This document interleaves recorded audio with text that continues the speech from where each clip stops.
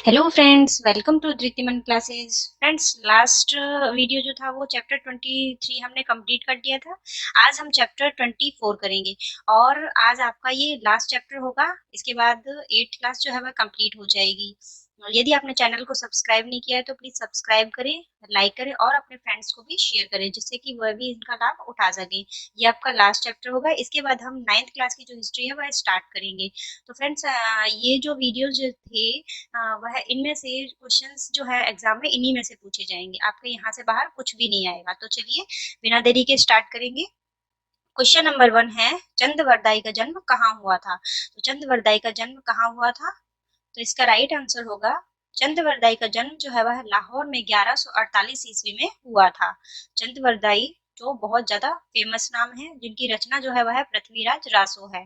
तो उनका जन्म जो है वह लाहौर में हुआ था 1148 ईस्वी में। नेक्स्ट क्वेश्चन, चंद्रवरदाई के पिता का क्या नाम था? चंद्रवरदाई के पिता का क्या नाम था? इसका सही जवाब है राव वेण। राव वेण जो है वह चंद्रवरदाई के पिता का नाम था। नेक्स्ट क्वेश्चन, चंद्रवरदाई की प्रसिद्ध रचना का नाम क्या था? ये क्वेश्चन बहुत ज्यादा इंपॉर्टेंट है। इस पर आप स्टार लगा लें कि चंद्रवरदाई की प्रसिद्ध रचना का नाम जो है वह पृथ्वीराज रासो था। क्या था? पृथ्वीराज रासो। नेक्स्ट क्वेश्चन, बृहस्फुट सिद्धांत नामक ग्रंथ की रचना किसने की थी? तो बृहस्फुट नामक सिद्धांत नामक ग्रंथ की रचना जो है वह ब्रह्मगुप्त ने की थी। किसने की थी? ब्रह्मगुप्त ने की थी। नेक्स्ट क्वेश्चन, ब्रह्मगुप्त का जन्म जो है वह कहाँ हुआ था? ब्रह्मगुप्त का जन्म कहाँ हुआ था? तो ब्रह्मगुप्त का जन्म जो है वह भीनमाल जो जालौर में पड़ता है वहां 598 ईस्वी में हुआ था। नेक्स्ट क्वेश्चन, खंड खाद्यकम नामक ग्रंथ की रचना किसने की थी? खंड खाद्यकम नामक ग्रंथ की रचना जो है वह किसने की थी? तो खंड खाद्यकम नामक ग्रंथ की रचना जो है वह ब्रह्मगुप्त ने की थी। नेक्स्ट क्वेश्चन, तो आपको ब्रह्मगुप्त के दो रचनाओं के नाम याद रखने हैं। एक तो ब्रह्मस्फुट, ब्रह्म स्फुट और खंड खाद्यकम, इन दोनों की रचना जो है वह ब्रह्मगुप्त ने की थी। ब्रह्मगुप्त ने ग्रंथों का किस किस भाषा में अनुवाद किया था? ब्रह्मगुप्त ने ग्रंथों का जो अनुवाद है वह किस भाषा में किया था? तो इसका राइट आंसर है अरबी और फारसी भाषा का उन्होंने अनुवाद किया था। नेक्स्ट क्वेश्चन, ब्रह्मगुप्त का विशेष योगदान किस क्षेत्र में रहा? ब्रह्मगुप्त का जो योगदान है वह किस क्षेत्र में रहा? तो उनका योगदान जो है वह ज्यामिति क्षेत्र में रहा। किसमें रहा? ज्यामिति क्षेत्र में। नेक्स्ट क्वेश्चन पर चलेंगे, शल्य चिकित्सा के जनक किसे कहा जाता है? शल्य चिकित्सा के जनक जो है वह किसे कहा जाता है? तो इसका राइट आंसर होगा, शल्य चिकित्सा के जनक जो है वह महर्षि सुश्रुत को कहा जाता है। महर्षि सुश्रुत को शल्य चिकित्सा के जनक कहा जाता है। नेक्स्ट क्वेश्चन, महर्षि सुश्रुत किस ऋषि के वंशज थे? जो महर्षि सुश्रुत जिन्हें शल्य चिकित्सा का जनक कहा जाता है वह विश्वामित्र ऋषि के वंशज थे। नेक्स्ट क्वेश्चन, महर्षि सुश्रुत द्वारा रचित प्रसिद्ध ग्रंथ का क्या नाम है? इसका राइट आंसर है सुश्रुत संहिता, जो कि इनके नाम से ही आपको लर्न हो जाएगी कि महर्षि सुश्रुत द्वारा सुश्रुत संहिता जो है वह उस ग्रंथ को रचा गया था। नेक्स्ट क्वेश्चन,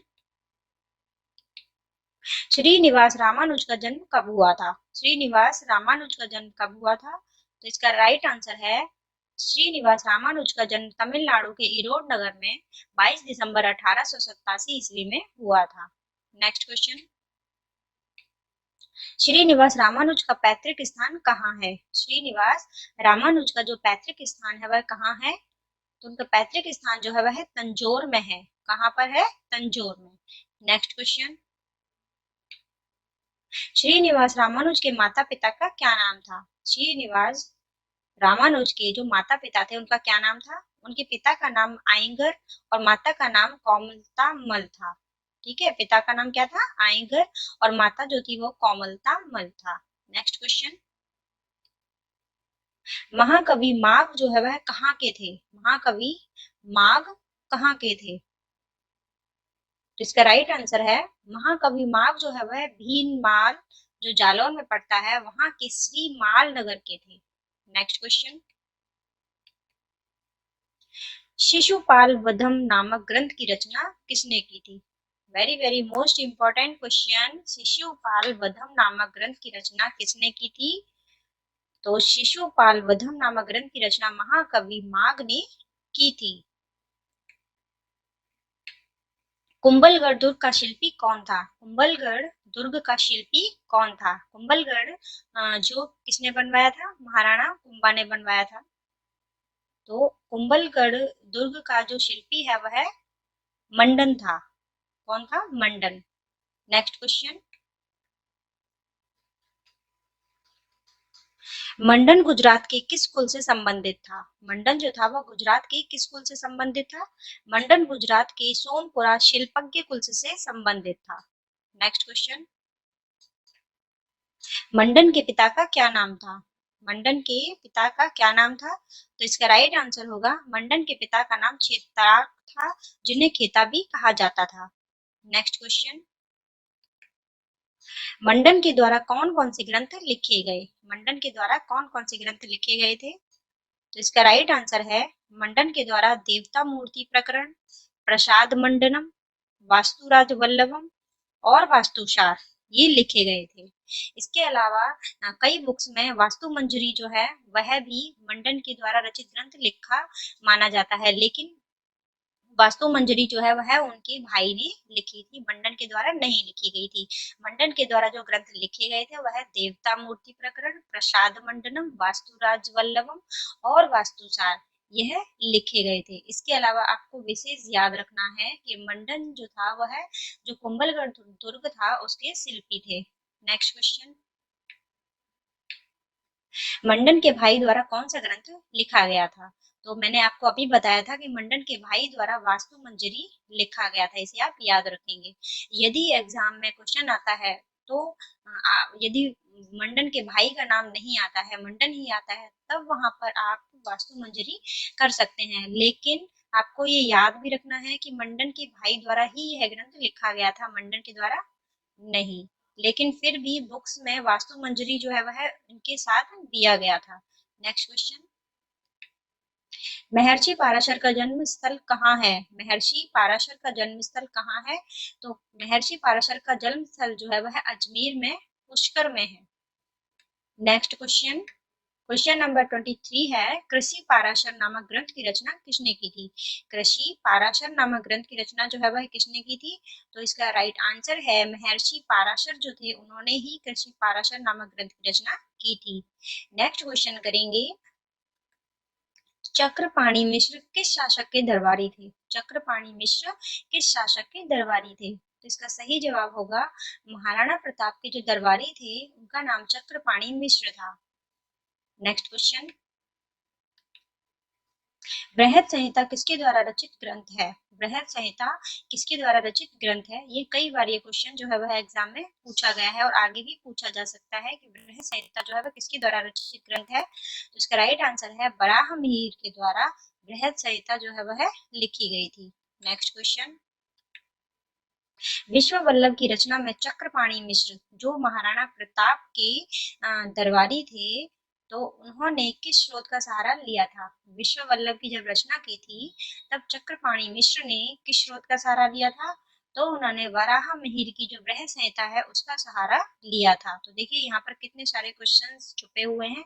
एक तो विश्व वल्लभ की रचना किसने की थी? तो वहां आंसर है चक्रपाणि मिश्र। चक्रपाणि मिश्र किसके दरबारी थे? तो वह थे महाराणा प्रताप के, और उन्होंने विश्व वल्लभ की रचना जो है वह बराहमीर की बृहद संहिता का सहारा लेकर पूरी की थी। Next question. हिंदी का प्रथम महाकाव्य किसे कहा जाता है? तो देखिए ये बहुत ज्यादा इंपॉर्टेंट क्वेश्चन है कि जो हिंदी भाषा में था, हिंदी का जो पहला महाकाव्य था वह किसे कहा जाता है? तो पृथ्वीराज रासो। पृथ्वीराज रासो जो है वह हिंदी का प्रथम महाकाव्य कहा जाता है। और पृथ्वीराज रासो किसके द्वारा रचित है? वह चंद्रवरदाई के द्वारा ही रचित है। Next question. और चंद्रवरदाई जो थे वह महाराणा पृथ्वीराज चौहान के समय के थे। भूमिगत जलयान बताने वाले हरवा का उल्लेख किसने किया?